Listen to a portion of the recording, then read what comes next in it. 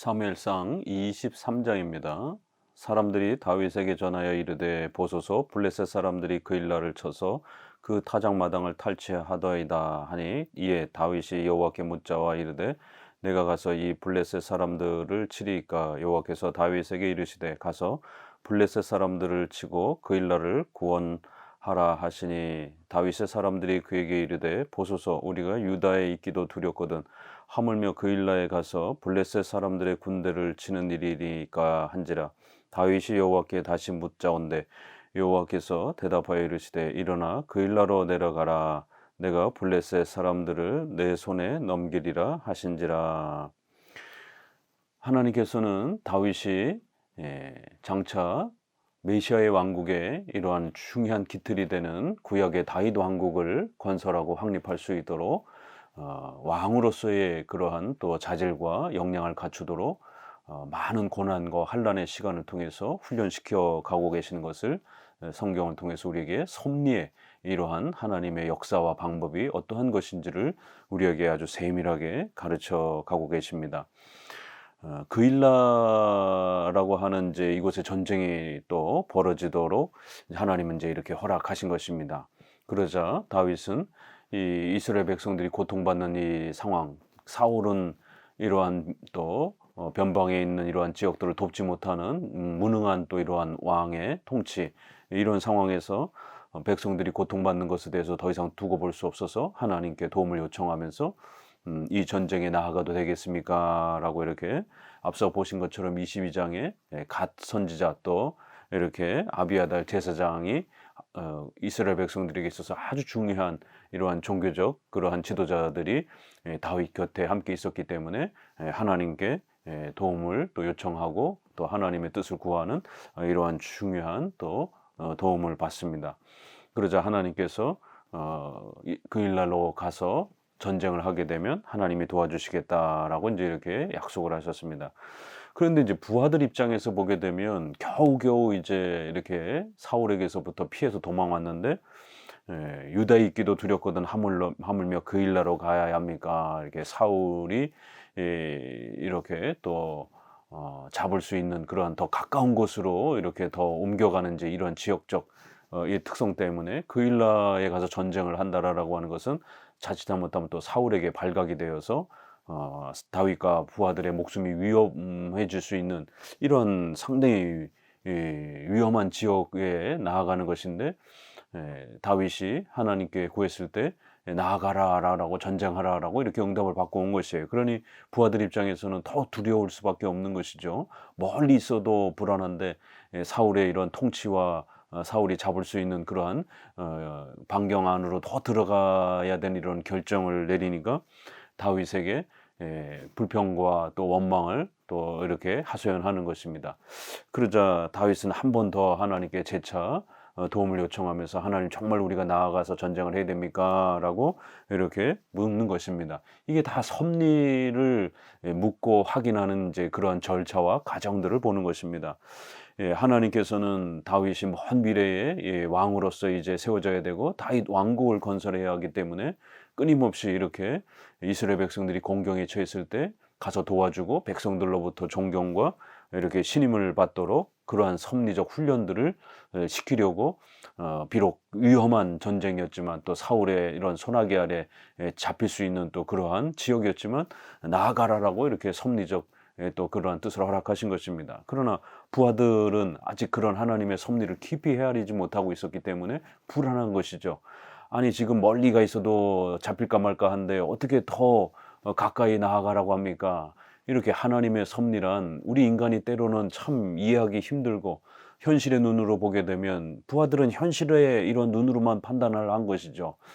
현실적인 이러한 상식적 판단에서는 이건 죽을 자리가 뻔한데 어떻게 이러한 위험한 곳으로 나아가라고 하는가?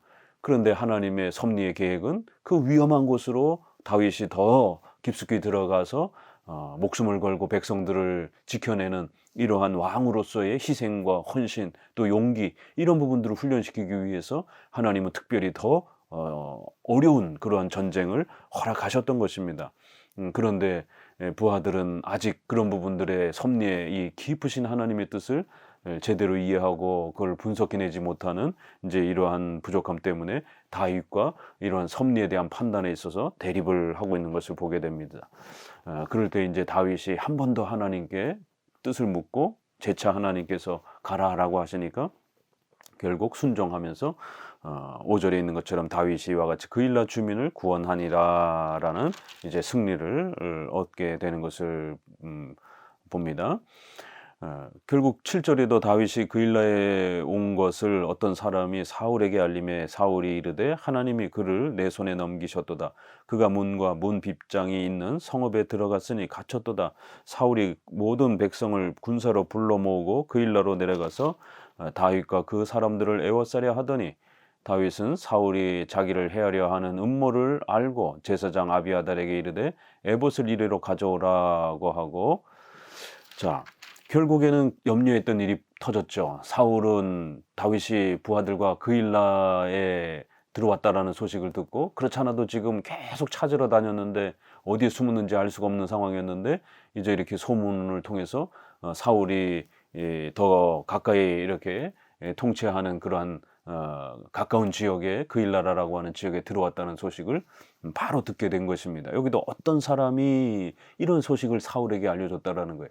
그러니까 이 사무엘상에 보게 되면 어떤 사람이 하필이면 거기에서 어떤 사람이 보게 되고 어떤 사람이 듣게 되고, 그래서 우연찮게 그 사람이 또 소식을 전해주고, 그래서 또 다윗이 어려움에 처하기도 하고, 이러한 아주 사소한 우리 인간의 모든 역사에서 보고 듣고 말하는 이런 모든 것 하나하나까지 하나님의 전능하신 섭리 속에서 우리의 인류의 역사의 모든 것, 우리 성도들의 교회의 모든 발걸음 하나하나를 주관하시고 하나님이 원하시는 대로 그렇게 통치해 가신다라는 것을 이 섭리의 이런 세밀한 작고 이러한 또 우리의 일상생활적인 그러한 특별하지 않아 보이는 것 같이 그렇게 사소한 부분까지도 하나님이 그렇게 전부 하나님의 계획 가운데서 역사해 가신다라고 하는 섭리의 이러한 역사가 어떻게 펼쳐져 가는지를 우리에게 계속 가르칩니다. 부하들이 염려했던 것처럼 아니나 다를까 사울의 귀에 들어갔고, 그래서 사울은 옳거니 이번엔 내가 잡을 수 있겠다 하고는 부하들을 데리고 내려옵니다. 그럴 때 하나님이 그를 내 손에 넘기셨다, 이렇게 사울도 자기 나름대로는 하나님의 섭리를 해석한 것입니다. 왜냐하면 그렇게 잡으러 다녔던 다윗이 어디 있는지 알 수가 없었는데 자기가 조금만 내려가면 잡을 수 있는 그러한 가까운 곳에 이렇게 다윗이 제 발로 찾아왔다라고 하니까, 하나님 이번엔 내가 다윗을 잡을 수 있도록 도와주시는구나, 이렇게 결국 일이 잘 풀리는 것처럼 보였고, 결국 다윗을 잡으러 갑니다. 이렇게 악한 자가 악한 소망을 가지고 악한 기도로 이렇게 기도하면서 뭔가 어떤 응답이 되어질 때에 그것이 마치 하나님의 뜻인 것처럼 자기의 욕망을 위해서 기도하고 또 원했던 대로 뭔가 일이 펼쳐질 때에 악한 자들은 이제 그런 실수들을 하게 되는 거죠. 자신의 악한 욕망을 펼치는 그러한 것인데, 그것을 마치 하나님이 도와주시는 것처럼 하나님의 섭리를 자신의 악한 욕망에다 맞추어서 이렇게 해석을 하는 것입니다. 이건 잘못된 섭리에 대한 적용인 것입니다. 오히려 다윗은 힘들고 어렵고 참으로 목숨을 잃을 수 있는 이런 심각한 상황이었지만 하나님께서 원하셨기 때문에 순종하면서 그렇게 나아가는 것입니다. 이렇게 악한 자는 자기가 원하던 바대로 모든 일이 이렇게 이루어질 때, 이거 하나님이 내 이 악한 방법을 또 악한 목적을 이루시도록 도와주는구나, 이렇게 섭리를 자기 욕심에 맞춰서 해석하게 되면 잘못 적용하게 되는 거고, 또 때로는 성도가 바르게 기도하는데 더 열악한 상황으로 일이 안 풀리면서 이렇게 더 극심한 고난으로 이렇게 나아가는 이런 형편이 있을 때 성도들은 자칫 섭리 교리에 깊이 있게 훈련이 되지 않으면 하나님이 안 도와주시는가 보다, 내가 잘못 판단했나 보다, 이러면서 포기하게 되는, 이것도 또 섭리를 잘못 적용하는 것이죠. 그렇기 때문에 악한 자가 악한 욕망을 가지고 하나님의 뜻을 악용하게 되면 그건 잘못된 것입니다. 왜요? 그건 죄악을 선택하는 것이기 때문에. 그러나 성도가 하나님의 말씀에 기초해서 올바른 그러한 섭리적 뜻을 분별하고 또 순종하면서 나아갔다라면 잠시 힘들고 어려운 일이 주어진다 할지라도 결코 포기하거나 중단하지 말고 하나님의 뜻을 향해서 부지런히 또 나아가야 되는 것입니다. 결국 23장은 이 실제 예를 통해서 하나님의 이러한 작정과 섭리의 역사가 우리 인간의 역사 속에 어떻게 펼쳐져 가는지, 또 우리 성도들은 그런 섭리를 어떻게 잘 헤아리면서 하나님의 뜻에 순종하면서 나아가야 되는지, 이러한 섭리적 삶에 대한 아주 구체적인 예를 우리가 또 이러한 역사를 통해서 자세히 배울 수가 있습니다. 더욱 놀라운 것은 이제 다음 장면에 나오는데요. 10절에 다윗이 이르되 이스라엘 하나님 여호와여, 사울이 나 때문에 이 성읍을 멸하려고 그일라로 내려오기를 꾀한다 함을 주의 종이 분명히 들었나이다. 그일라 사람들이 나를 그의 손에 넘기겠나이까? 주의 종이 들은 대로 사울이 내려오겠나이까? 이스라엘의 하나님 여호와여, 원하건대 주의 종에게 일러 주옵소서 하니 여호와께서 이르시되 그가 내려오리라 하신지라. 다윗이 이르되 그일라 사람들이 나와 내 사람들을 사울의 손에 넘기겠나이까 하니 여호와께서 이르시되 그들이 너를 넘기리라 하신지라. 다윗과 그의 사람 600명 가량이 일어나 그일라를 떠나서 갈 수 있는 곳으로 갔더니 다윗이 그일라에서 피한 것을 어떤 사람이 사울에게 말하매 사울이 가기를 그치니라. 다윗이 광야에 요새도 있었고 또 십광야 산골에도 머물렀으므로 사울이 매일 찾되 하나님이 그를 그의 손에 넘기지 아니하시니라. 여기 아주 섭리에 아주 놀라운 특별한 주제가 나오는데요. 이 그일라 사람들은 자기네들이 어려움에 처했을 때 다윗이 목숨을 걸고 와서 구해줬는데도 불구하고 또 사울왕이 내려온다라고 하니까 사울왕을 더 무서워하면서 결국 다윗과 그 부하들을 사울왕에게 팔아넘기려고 하는, 또 이런 참으로 불신앙의 이러한 또 배신의 이러한 또 모습을 나타내고 있는 것입니다. 그렇지만 아직 사건은 일어나지 않은 것입니다. 그들의 그일라 사람들의 마음속에 잠재되어 있는 것이지 그 사건이 아직 실현된 건 아닙니다. 그럴 때 분명히 이 사울왕이 이제 내려온다는 소식을 여러 정보를 통해서 들었을 때에 이런 위험을 감지했을 때 우리 성도들은 어떻게 해야 되는가?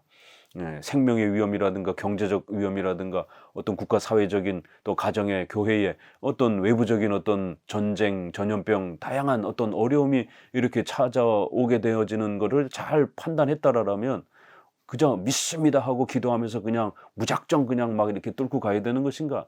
아니면 그런 어려움들을 지혜롭게 어떻게 섭리 안에서 또 잘 대처하고 또 이겨나가야 되는가? 이런 놀라운 방법론이 소개가 됩니다.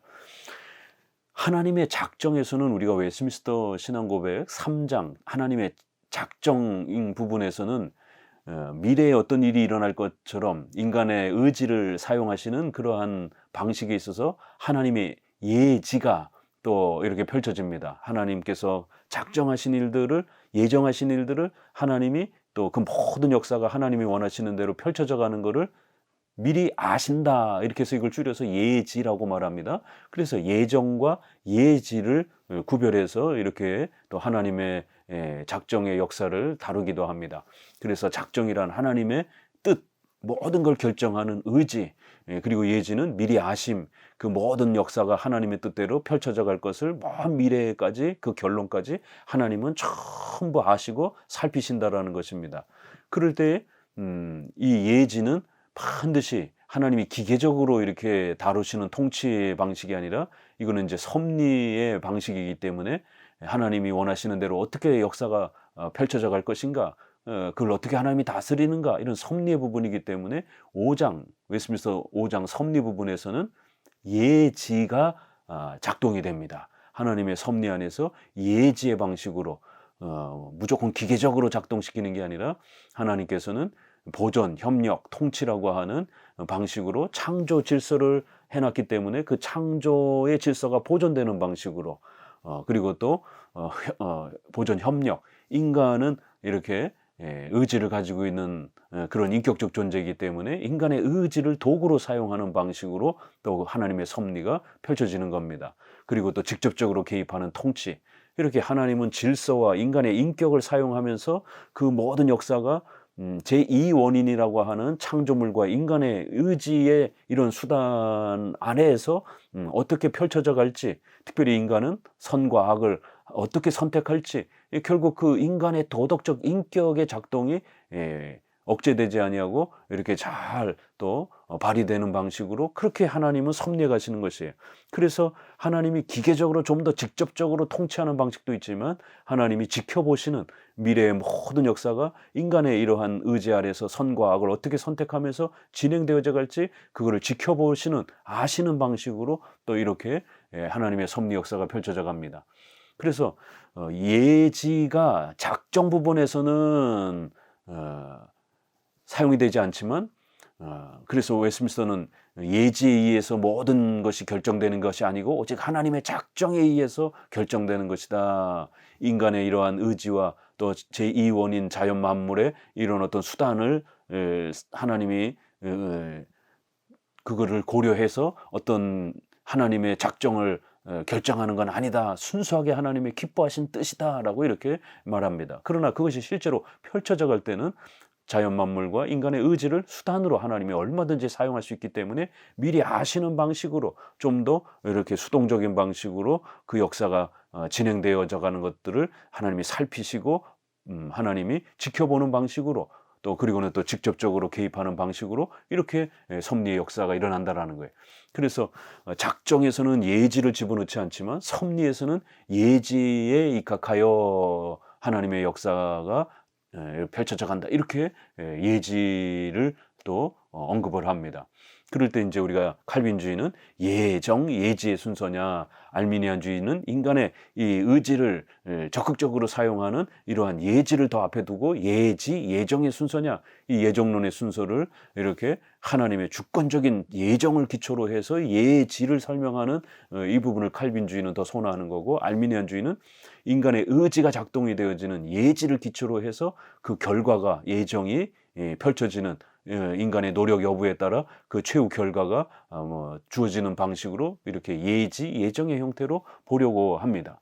그럴 때 이제 오늘 이 본문에서 하나님의 이런 예정, 하나님의 작정이 실제로 다윗의 삶 속에서 예지, 다윗이 인격을 가지고 그 위험을 분석하고 판단하고 또 도덕적으로 선과 악을 어떤 걸 선택할지에 대해서 고민하는 이러한 다윗의 선택에 따라서 선으로 연결이 되기도 하고 또 악을 행하게 되면 사울 같은 경우는 악을 행하게 되면 또 악의 결과를 받게 되는 이러한 또 예지의 이러한 놀라운 섭리의 방식들이 어떻게 서로 조화를 이루는 것인지 하나님이 기계적으로 인류 역사를 통치하는 게 아니라 이렇게 인간의 도덕적인 선과 악의 그런 제2원인의 인격적 활동을 하나님이 보존해 주시면서 그들의 선택 여부에 따라 또 역사가 펼쳐져 가는, 그러니까 우리 인간 편에서는 하나님의 예정, 작정이 보이지 않기 때문에 우리는 열심히 최선을 다해서 하나님의 말씀에 순종하면서 도덕적 선을 택하게 되면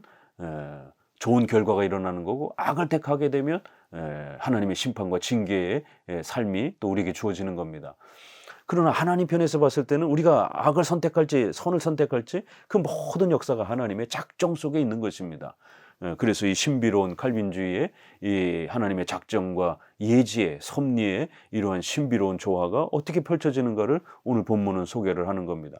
분명히 위험이 다가온다는 그 소식과 정보를 파악했습니다. 그러면 그 정보를 최대한 우리는 사용하는 겁니다. 일반 은총을 통해서 이렇게 우리의 모든 교육, 의료, 국가 이런 모든 수단을 사용해서 우리 인생의 삶을 또 늘 위험에 빠뜨리지 않도록 늘 헤아려 살펴야 되는 것입니다. 그래서 그것이 판단이 되었다라면 그걸 피할 줄도 알아야 되고 우회할 줄도 알아야 됩니다. 그냥 무조건 뚫고 나가는 게 아닙니다. 어떨 때는 분명히 위험을 뚫고 나가야 됩니다. 그러나 그 위험이 우리 성도들의 생명을 위태롭게 한다든가 또 가족들의 생명을 위태롭게 한다라면, 만약 다른 방법으로 이렇게 피할 수 있다라면 그 방법을 찾아야 되는 겁니다. 전염병 같은 경우는 무조건 현장 예배에서 이렇게 예배 드리는 것보다는 병자들을 격리시키고 건강한 성도들을 보호할 수 있는 이러한 현장 예배를 좀 우회해서 부득이한 상황을 적용해서 그 위험을 피할 수 있는 그러한 방법을 얼마든지 제2원인 인간의 인격적인 그러한 판단을 통해서 선과 악을 선택할 수 있다라는 것입니다. 그 이제 구약은 아직 선지자가 존재하고 하나님의 직접 계시가 존재하기 때문에 이러한 다윗의 판단에 대한 예지의 역사의 이 역사 속에 하나님이 좀 더 직접적으로 개입하시고 응답을 주시는 방식으로 응답을 줍니다. 다윗이 두 가지를 묻는 겁니다. 하나님, 이 그일라 사람들이 나를 배신하겠습니까? 아직은 배신하진 않았습니다. 미래의 일인 것입니다. 배신하겠습니까? 하나님이 배신한다라는 거예요. 또 다윗과 부하들을 사울에게 넘기겠습니까? 넘기겠다라는 거예요. 그래서 결국 다윗은 사울이 내려온다는 그 위험을 감지했고, 또 하나님께 여쭤보니까 미래에 이러한 또 그일라 사람들이 배신할 것에 대해서 하나님이 가르쳐 주셨기 때문에 신속히 사울에게서 부하들의 목숨을 안전하게 보존하기 위해서 멀리 피해서 다른 데로 도망을 가게 됩니다. 이렇게 하나님의 작정과 예지가 인간의 이런 인격적 의지를 사용하는 이런 제1원인, 제2원인의 이 조화가 항상 조화를 이루면서 이렇게 펼쳐져 간다는 겁니다. 하나님은 절대로 우리 인간을 인격을 사용하시지 우리를 기계적으로 이렇게 사용하는 게 아닙니다. 그럴 때 이렇게 다윗이 위험을 감지하고 잘 분석하는 것, 또 그래서 굳이 그 그일라로 들어가서 포로로 잡히거나 이런 행동들을, 무모한 행동들을 하지 않는 것, 그 위험을 피해가기 위해서 멀리 도망을 가는 것, 이렇게 전염병에서는 그 위험에 너무 노출되지 않도록 또 그 위험을 격리라는 방식으로 또 이렇게 방역이라고 하는 방식으로 우리가 피해갈 수 있는 것처럼.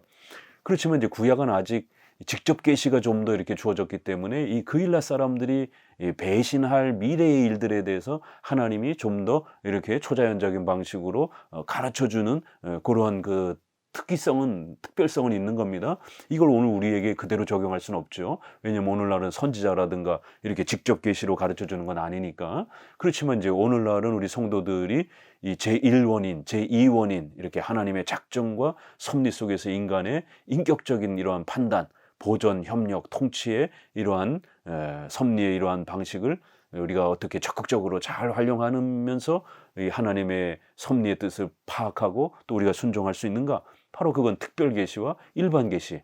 특별 계시는 성경을 통해서 하나님의 뜻이 무엇인지를 우리가 잘 살펴야 되고요. 또 일반 계시, 국가, 사회, 문화, 이러한 경제, 이러한 교육, 의료 이런 모든 것들을 우리가 부지런히 공부하고 연구해서 우리 성도들의 생명이 위험에 처해 있는지, 또 경제적인 어려움에 처해지는 않았는지, 또 지금 이렇게 대한민국이라든가 또 여러 국제 정세가 전쟁이라든가 이런 인플레이션 때문에 많이 기업들이 어렵고 그래서 경제적인 어떤 이런 어려움들이 많다라고 부도가 나는 회사들도 많고, 이런 경제 뉴스가 나오게 되면 성도들이 과소비라든가 이런 것들을 줄이고 좀 더 저축을 하면서 미래를 이 위험을 잘 넘어갈 수 있도록 대비를 하셔야 되는 것입니다.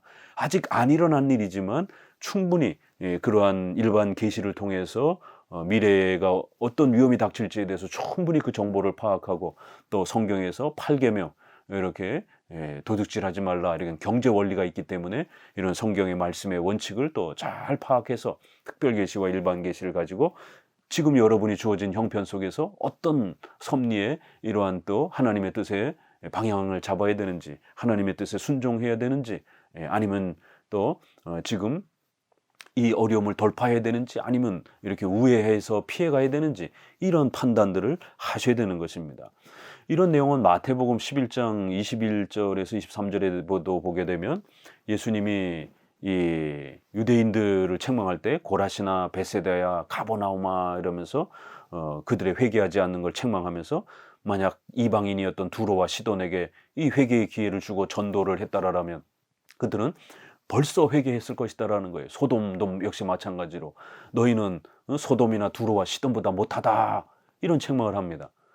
그러면 두로와 시돈과 소돔이 더 적극적으로 회개할 걸 하나님은 아셨음에도 불구하고 왜 그들에게는 회개의 전도의 기회를 안 주셨는가? 오히려 더 강박한 이 유대인들에게 이 베세다 가버나움에만 복음을 전하셨는가? 이제 이런 하나님의 작정과 인간의 이런 회개의 책임, 예지 속에서 펼쳐지는 인간의 인격적인 그러한 섭리에 대한 또 책임감, 이런 부분이 이제 조화를 이루는 것입니다. 그래서 아직 안 일어난 일이지만, 발생된 일은 아니지만, 이건 하나의 가정이죠. 마태복음도 만약 하나님이 소돔과 두로와 시돈 거기에 만약에 복음을 전하도록 그렇게 역사하셨다라면 또 다른 더 회개의 열매가 펼쳐졌을 것이다라는 거예요. 그러나 하나님 그렇게 하지 않으신 것입니다. 그들에게 기회를 주지 아니하시고 하나님의 뜻은 오히려 유대인들에게 예수님을 소개하고 그들이 회개할 수 있는 기회를 주신 것이죠. 이렇게 하나님의 그 의지와 하나님의 뜻과 역사가 있고 그것이 아직은 펼쳐지진 않았지만 우리가 이런 하나님의 작정 속에 있는 일과 또 그것이 아직 펼쳐지진 않았지만 이제 그것이 또 이제 진행되어져 가려고 할 때 인간은 어떤 도덕적 선과 악을 어떻게 선택하고 섭리의 이런 판단을 해야 될 것인가, 이제 이런 부분들을 이런 다윗의 역사와 행동들을 통해서 우리가 배우는 겁니다. 하나님도 이렇게 다윗이 왕으로서도 이렇게 성장하지만 또 왕은 국민들의 백성들을 생명을 보호하고 또 교회를 보호해야 되기 때문에 안전과 이러한 외부의 적으로부터의 모든 위험을 잘 판단해야 되는, 또 하나님의 뜻을 잘 판단해야 되는 이러한 냉철하고 올바른 분별력을 갖춰야 되기 때문에 하나님께서는 다윗에게 이렇게 섭리를 잘 분석하고 판단하는 법들을 가르치고 계셨던 것입니다. 결국 이 모든 역사에서 이렇게 다윗이 또 그의 인격을 가지고 바른 판단을 하려고 애를 쓰는 인격적 그러한 섭리적 책임감을 가지고 행동하지만 궁극적인 원인은 제1원인, 결국 사울이 매일 다윗을 찾았지만 하나님께서 다윗을 넘겨주지 않았기 때문에 절대로 잡을 수 없었다.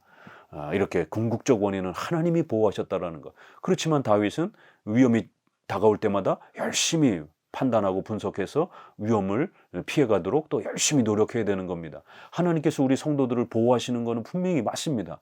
그러나 하나님께서 우리를 섭리 안에 다스릴 때는 우리의 인격을 사용하기 때문에 우리가 죄를 짓거나 우리가 무지해서 어리석음 가운데 우리가 악을 선택하게 되면 또 그 책임과 형벌을 징계를 받도록 또 하나님의 예지와 섭리의 방식으로 또 그렇게 다스려가는 것입니다. 기계적으로 우리 이 삶을 강제로 막 이렇게 등 떠미는 방식으로 끌고 가는 방식이 아니라 우리의 인격을 사용하면서 우리가 자원함으로 하나님의 뜻을 판단하고 분석하면서 자원함으로 순종하면서 살아가도록 그렇게 역사하시는 것입니다. 이제 결국 15절에 보게 되면 이제 십광야 숲으로 이렇게 피해갔고 거기에서 이제 요나단이 다시 찾아와서 상당히 낙심해 있던 다윗을 위로하면서 다시 한번 또 힘을 북돋워 주는 장면을 봅니다. 그러면서 17절에 두려움하지 말라. 내 아버지 사울의 손이 내게 미치지 못할 것이요 너는 이스라엘 왕이 되고 나는 내 다음이 될 것을 내 아버지 사울도 안다 하니라. 두 사람이 여호와 앞에서 언약하고 다윗은 수풀에 머물고 요나단은 자기 집으로 돌아가니라. 앞서 20장 15절 16절에서 바로 요나단이 다윗에게 모든 왕권을 이전하겠다라고 하는, 그리고 그 다윗의 왕권은 장차 메시아의 왕권이 될 것이다라고 하는 이러한 예언적 고백을 하고 그 나라에 들어가기를 소망하는, 그래서 다윗으로 하여금 자신의 후손들을 지켜달라고 하는 그런 맹세가 여기 다시 한번 또 재차 확인되면서 여기는 이제 이스라엘 왕이라는 말이 아주 직접적으로 다윗에게 이제 한 번 더 이렇게 명확하게 드러납니다. 19절에 그때 10사람들이 기브아에 이르러 사울에게 나와 이르되 다윗이 우리와 함께 광야 남쪽 하길라산 숲을 요새에 숨지 아니하였나이까. 여기 또 10사람들도 사울을 더 두려워해가지고 다윗이 또 그 근처로 지나가는데 결국 또 고발을 해서 이렇게 또 다윗이 위험에 또 처하게 됩니다. 이렇게 하나님께서 다윗이 적절한 그 어려움을 통해서 훈련받을 수 있도록 많은 사람들에게, 어떤 사람에게 이렇게 눈에 띄게 만드는 것입니다. 그러자 이제 사울은 내가 곧 잡으러 가겠다 이렇게 다짐을 하면서 또 쫓아내려옵니다. 그런데 이번에는 마온 광야까지 또 이제 이렇게 내려갔는데 25절에 사울과 그 사람들이 찾으러 온 것을 어떤 사람이 다윗에게 아뢰매. 이에 다윗이 바위로 내려가 마온 황무지에 있더니 사울이 듣고 마온 황무지로 다윗을 따라가서는, 이렇게 또 어떤 사람이 또 다윗에게 또 위험을 알려주는 겁니다. 어떤 사람이 사울에게도 또 고자질을 하지만 또 어떤 사람이 이렇게 우연찮게 그 소식을 듣고 다윗에게 그 위험을 알려주게 되면 또 다윗은 급히 부하들을 데리고 신속히 도망을 가는 겁니다. 교회와 성도들이 전염병이라든가 전쟁 앞에 그저 무조건 기도만 하면 하나님이 적들의 모든 총칼 앞에서 다 우리의 목숨을 지켜줄 것처럼 이렇게 무모하게 이렇게 위험에 노출되면 안 됩니다. 위험에 노출되면 반드시 교회와 성도들은 성도들의 생명을 지키기 위해서 피할 길을 부지런히 찾아서 그 방법을 또 마련해야 되는 것입니다.